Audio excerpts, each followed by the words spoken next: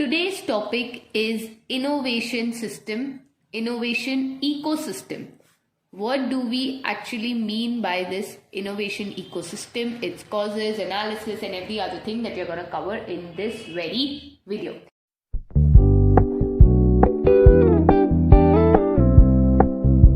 So what is this? This is a loosely interconnected network of companies and other entities. So loosely interconnected network of companies and other entities, which is the innovation ecosystem.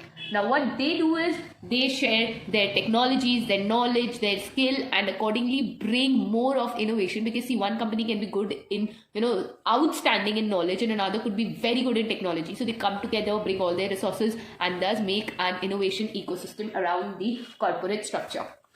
So now next, what do we have when we look at it? What does it do? See, it is made up of different actors, different relationships, different resources to bring together the system, and every part is moderated by another part of the system. For example, one company, like I said, has knowledge, and another company might have technology. So both of them are dependent on each other and moderated by each other. This company can help this company in, bringing better technologies, or can correct them in, no, you shouldn't be doing like this, or something like that. So a change in one part leads to the change in other parts, because if all are interconnected and this company is doing better, you will seek help from this, and again you will also eventually do better. So this is innovation system, ecosystem rather. So now why are these important? Like the first thing that you can know about this is why important, or you can write it as significance, because all of these are something UPSC asks you. Very Google-fied question, but all comes down to either write the significance or the importance or any other analysis, right? So the first thing that comes in, see, since all of them are connected, there is good amount of information, there is good amount of resources, there is good amount of ideas. So what is happening is these all things are used together to transform any thought, any trend into reality, and into a very functional reality, because all good things can be used, brought together to bring out its existence. So they can develop, they can launch solutions, they can solve the real world problems faster. The solution is greater. The next is what? See, one thing, like suppose this company is very great in technology. So if this company is helping another company in getting technology, this company already has some of its assets, right? This company might bring better technology, and this company might help other companies to bring better technology. So what's happening is there is technological innovation. Now, whenever we have this technological innovation, what happens is this helps in economic growth. It increases the productivity, it increases the output, it increases the overall performance of the company. When that increases, the overall ecosystem increases, because this improvement is collective and not just individual. So now then when we have is, see, countries here are depending on innovation, as new digital technologies and innovative solutions are creating huge opportunities to fight sickness, poverty, and hunger. How? There are various technologies that can, predetermine the data or the facts according to what all the poverty symptoms are, like the hunger symptoms are. How can the poverty be analyzed and everything? So there is big opportunity in fighting social causes. So this is what significance of innovation ecosystem is.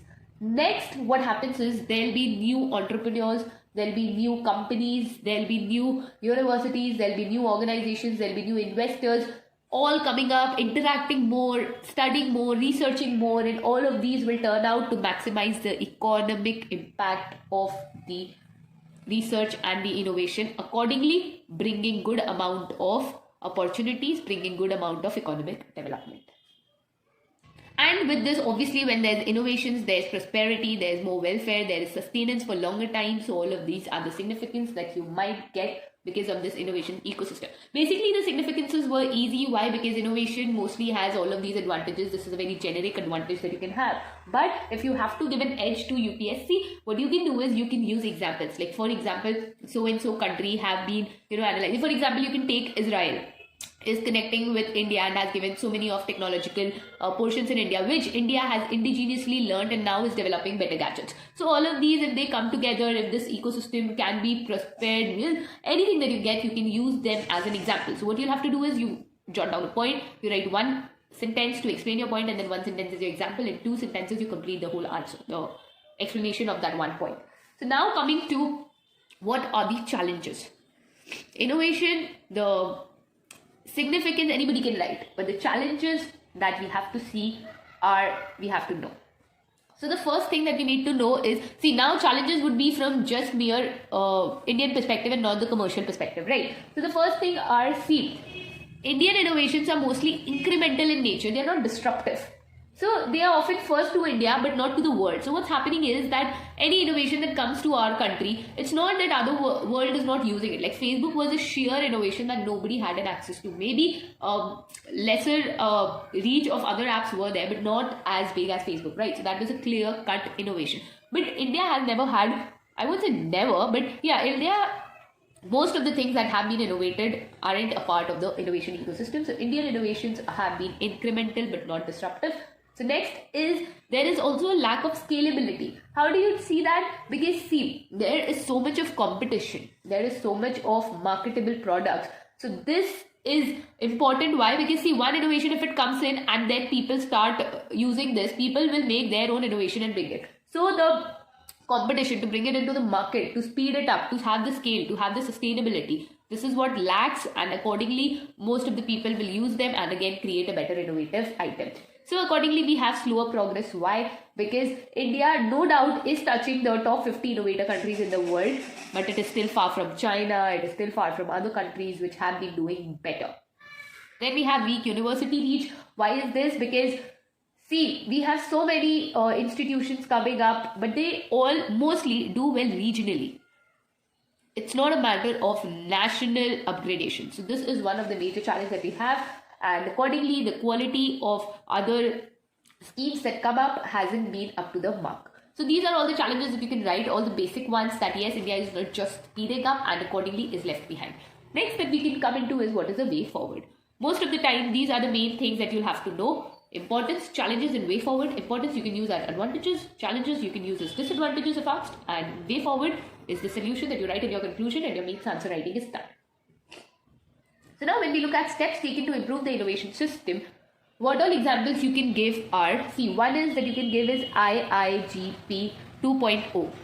What is this? This is India Innovation Growth Program, which is a tripartite initiative of the Department of Science and Technology, of Government of India, and there is another institute which is Lockheed Martin and Tata Trust, which enable all the innovators, all the entrepreneurs to have idea, to have innovation, to have acceleration, and accordingly in the best possible way create technological innovations and based solutions to be brought into this. So this you can see as the steps that are taken from the government point of view, if not the way forward part, or you can include this in your way forward, like India is doing this, government is coming up with this, or things like that. We can come up this way. So the next point that the steps that the government has been taking is, see, there have been financial investments by the government, there have been fiscal incentives by the government for in the Department of Scientific and Industrial Research for the research and the development activities. Why? Because until and unless research and development is not up to the mark,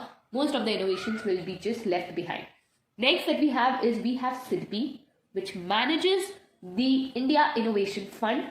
And what is this India Innovation Fund? This is a registered venture capital fund which invests in innovation-led early stage Indian firms. So like when you might have been going through the commerce part where you might have learned about the venture capital and everything. So this is one thing there. So India Innovation Fund, which is again managed by SIDBI. So somewhere the hands of the government is also there.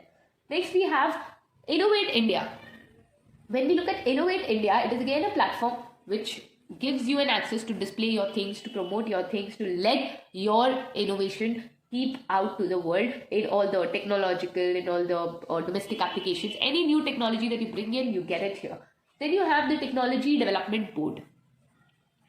When we look at this what it is doing, see, basically this is providing you a platform to promote your things. This is providing you a platform to promote your things. This is not providing it to the final consumers, but this is providing a platform to the institute to let students have an access to the research and development part and accordingly do well here. But the SIDBI, India Infrastructure Fund, and this TDB, the Technology Development Board, these provide direct loans. These provide directly to the entrepreneurs, to the innovators who are bringing something out in the market and need some fund to properly bring it into the eyes and the know-how of the consumers. So this is TDB again providing soft loans. It gives the Indian industry an enhancement and brings out the commercial part, the development of the indigenous technology. And how does it do it? Again, imports technology for the domestic applications. So this is your, now one thing that you can know from Innovate India is, the best part of Innovate India is, it's not just limited to India. Citizens from any country can come and subside here, can come and use this platform to bring in innovation. Next that we have in line is accelerating growth of new India's innovation. So what's in this is, it again helps in boosting the innovation ecosystem of the country by connecting the innovators across industry, individuals in the grassroots. So again, this is a step, this is a platform where people can come in together. Now again, we have a lot of schemes also. What all schemes are there? You have Ramanujan Fellowship Scheme, you have Inspire, you have Ramanujan Fellowship Scheme, you have Inspire. Inspire is what? The innovation in science pursuit for inspired research. And then you have Vajra. Vajra is visiting advanced joint research faculty scheme. You also have Kiran, and you also have AIM, and accordingly you have Setu also. When we do some schemes in picture, we might do all of these together, but right now I'm not proceeding with this. Why? Because when you write your answers, you don't have to write down all the details of the schemes again. You just have to pick up what all schemes are they talking of, and accordingly you just have to bring what all schemes are into picture that have been brought by the government. So these are the steps that have been taken by the government. There have been India Innovation Growth Program 2.0. There have been financial incentives by government's DSIR for all the research incentives and everything. There have been India Innovation Fund. There is a platform called Innovate India. There is a platform called Technology Development Board. This provides again soft loans to the innovators. And there is also a platform called Accelerating Growth of New India's Innovation. This is directly related to the innovation ecosystem. And then we also have a lot of schemes that helps in the innovation ecosystem. So this is one whole topic that we can have. Now that we were talking of way forward thing that you can write in your conclusion, what all you can write? You can write that yes, all the fields have to be touched upon and stakeholders have to be asked, so that all the sectors are involved in this innovation ecosystem. Now accordingly, this all the synergy that have been there, they should be working simultaneously with each other. Like suppose if this is working to provide funds, but this is not working to bring in students and developing it, then who will take the fund to develop? One is indigenous talent. One is indigenous talent with shaped resources to bring out the best. So that would be required. So accordingly, the coordination and the synergy, the simultaneous actions that take place will provide the link between the industry, the academia and the research institutions, and this link will only further enhance the whole part of the innovation ecosystem. So this is what you can write in the way forward. So this was the whole topic of the innovation ecosystem. Now one thing that we need to know is, why was this in news? Why did this topic come in news, and how can this be there? So the first thing that we should be knowing is, there is Global Innovation Index. Now what is this Global Innovation Index? It is developed by WIPO with two institutes altogether. One is Cornell University and another is INSEAD. So what does it do? It measures the innovative capacity, the output of the countries, the economies that we have worldwide. From all they have the basic parameters like the research, like the patent and trademark filings, the mobile phone app creations, high technology, net exports, etc. So these is all the parameters accordingly which they measure the performance of the economies, and this is released by WIPO. So this has been released, and what this do? This improved the India's rank to 48th place from 52nd in 2020. And then we have a lot of key findings of the what did I say? This index. So sorry. Yeah. So one of the key findings of the index, and from there comes a major topic called innovation ecosystem and why is it required and all of it. So innovation ecosystem is a topic that will never go out of things, because even if India is at the today it might be at the 48th position, even if it's someday at 28th position also, then also this will only make it proceed further. So this was an important topic that I needed to discuss. We meet next very soon with a new topic. Thank you.